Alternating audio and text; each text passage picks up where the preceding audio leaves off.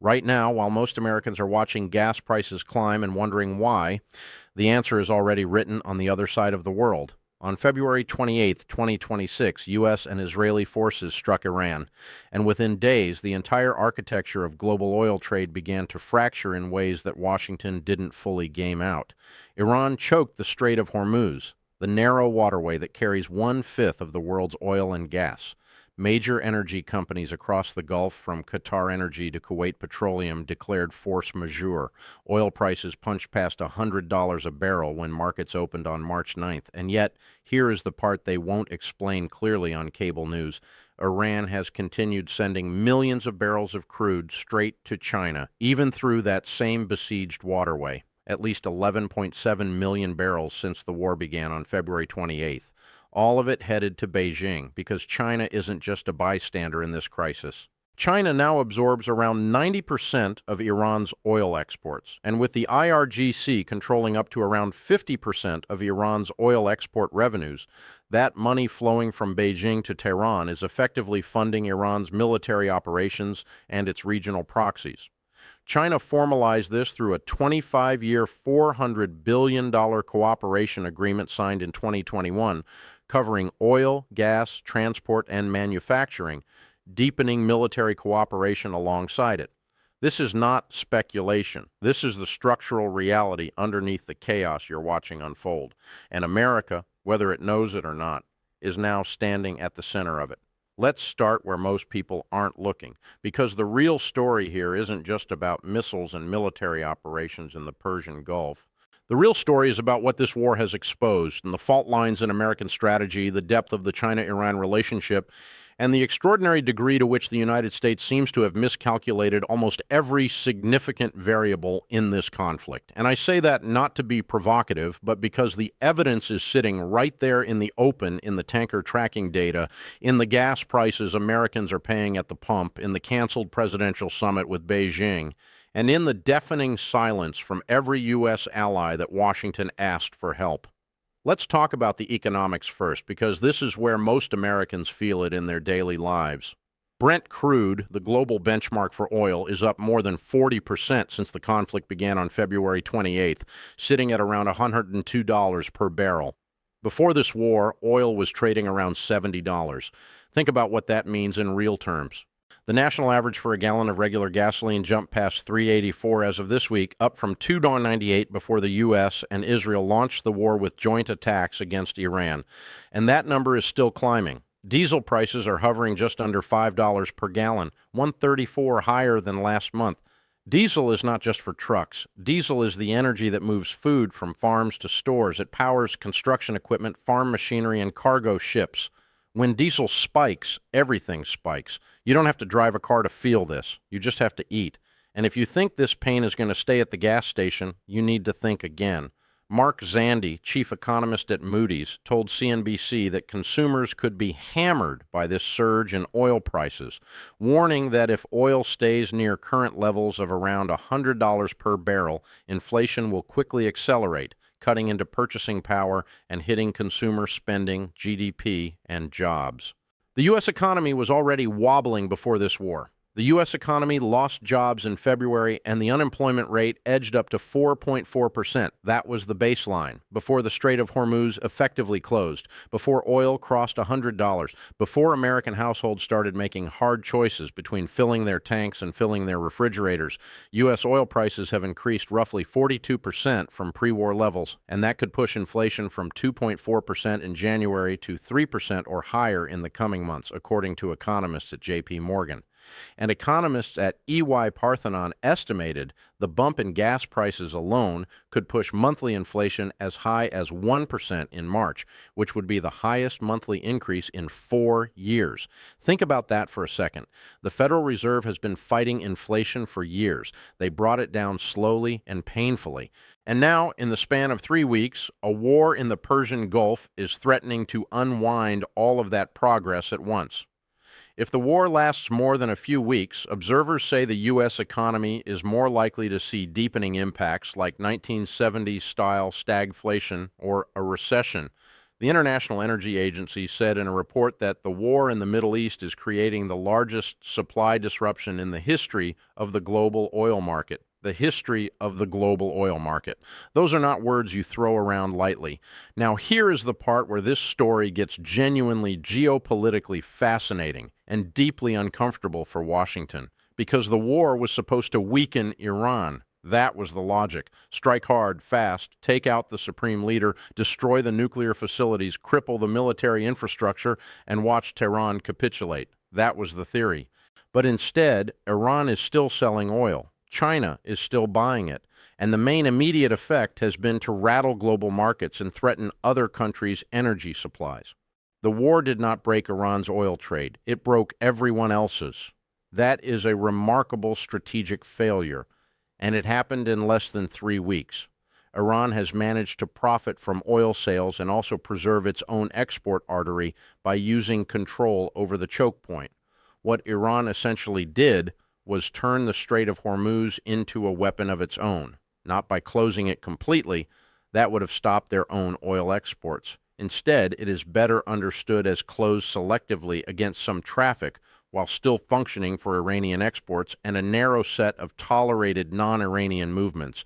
It's a selective blockade, a tool of economic warfare so precise that Iran can keep pumping oil to China while simultaneously strangling the energy supply for U.S. allies in Europe and Asia.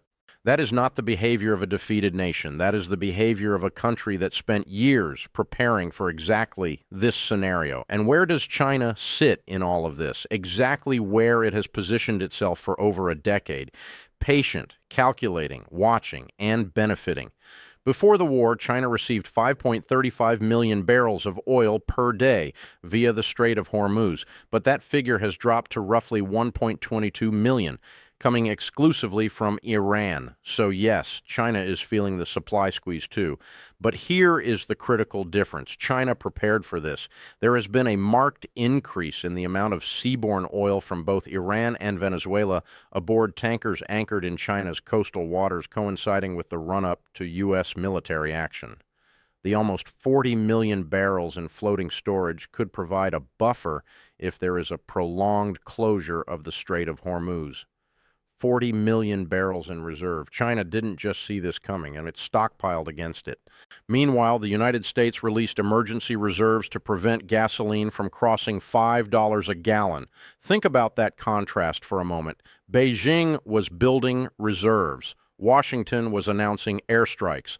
And when the dust cleared, Beijing had cushioned its economy while Washington's consumers were left staring at nearly $4 gas and climbing grocery bills. This is not an accident. This is the result of strategic depth on China's part and strategic recklessness on America's. Now, Trump, to his credit, recognized quickly that he had a coalition problem. Trump called for a naval coalition naming China, Japan, South Korea, France, and the United Kingdom as potential contributors, indicating the United States was prepared to coordinate a broader maritime coalition to ensure the strait remains open, safe, and free for commercial shipping. He posted on Truth Social. He called world leaders. He appealed to common economic interest. The problem is that nobody came. Germany and Greece ruled out military involvement. A German government spokesperson said there would be no participation, not even in any effort to keep the Strait of Hormuz open by military means, for as long as this war continues. The UK, under Prime Minister Keir Starmer, made its position crystal clear too. We will not be drawn into the wider war, Starmer told the media. Even Australia and Japan, two of America's closest Pacific allies, declined to participate. This is NATO's moment of truth, and it revealed something very significant about how America's alliances actually work when Washington initiates a war that its partners didn't support in the first place. And China refused flatly.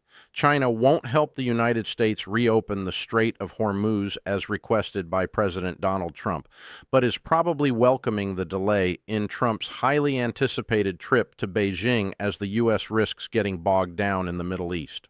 Beijing has essentially looked at this entire situation, folded its hands, and watched Washington strain under the weight of its own decision. Trump had planned a major state visit to China at the end of March. It was going to be the diplomatic centerpiece of his second term, a trade reset, a tariff truce, the beginning of a new managed era between the world's two great powers. "We are resetting the meeting," Trump told reporters at the White House on Tuesday. "We're working with China. They were fine with it." But as one senior analyst at the International Crisis Group put it, this delay was deeply telling. President Trump's request to delay his long-awaited summit with President Xi Jinping underscores how significantly he underestimated the fallout from Operation Epic Fury, said Ali Wine. A show of U.S. force that was meant to intimidate Beijing has instead served to puncture the illusion of U.S. invincibility on the world stage. Those are not my words. That is the assessment coming from within the U.S. foreign policy establishment. And then there is the question of what this war is doing to America's strategic position in Asia, the arena that Trump's own team has consistently identified as the defining theater of the 21st century. Transfers of military assets from the Indo-Pacific region to the Middle East, including a sizable portion of Marines deployed there as part of a rapid response unit and an anti-missile defense system, have raised concerns that the U.S. could get distracted from its own stated priority to refocus on Asia. The longer this war continues, and the more forces that are shifted out of Asia, the more it will feed Asian allies' concerns about U.S. distraction and resource constraints, said Zach Cooper, a senior fellow at the American Enterprise Institute. In other words, in trying to neutralize Iran, the United States may have inadvertently opened a window of strategic opportunity for China in the Pacific. That is not a side effect. That is a central strategic consequence, and it will outlast this war regardless of how it ends. Let me bring this back to the ground level because I want you to understand the human arithmetic of what is happening right now. Higher oil and gasoline prices act like a regressive tax, as lower-income households devote a higher share of their budget to energy. So the pain of this war is not distributed equally across American society. Wealthy households can absorb $1 more per gallon. They drive less, or they drive electric vehicles, or they simply don't track every dollar spent at the pump the way a working-class family in rural Pennsylvania or a delivery driver in Louisiana does. Rising oil and oil byproducts are also used directly in consumer goods like plastics, pharmaceuticals, and fertilizers. Shortages now may mean higher prices later. Fertilizers from the Gulf are needed soon for spring planting. Delays could affect crops next year. We are not talking about a short-term inconvenience. We are talking about a supply chain disruption that could ripple through American grocery stores well into 2027 if this conflict is not resolved quickly. And what is the picture in the Strait of Hormuz itself as of today, March 19th? The blockade has squeezed shipping traffic to a trickle, with just 21 tankers transiting the route since the war began, compared with more than 100 ships daily before the conflict. Roughly 400 vessels are sitting anchored in the Gulf of Oman, waiting. Thousands of seafarers are stranded aboard ships in adjacent waters, unable to move. The IRGC is reportedly attempting to line the strait with naval mines. Although U.S. forces have destroyed more than 30 Iranian mine-laying vessels, Iran has adapted by deploying smaller boats to continue the operation.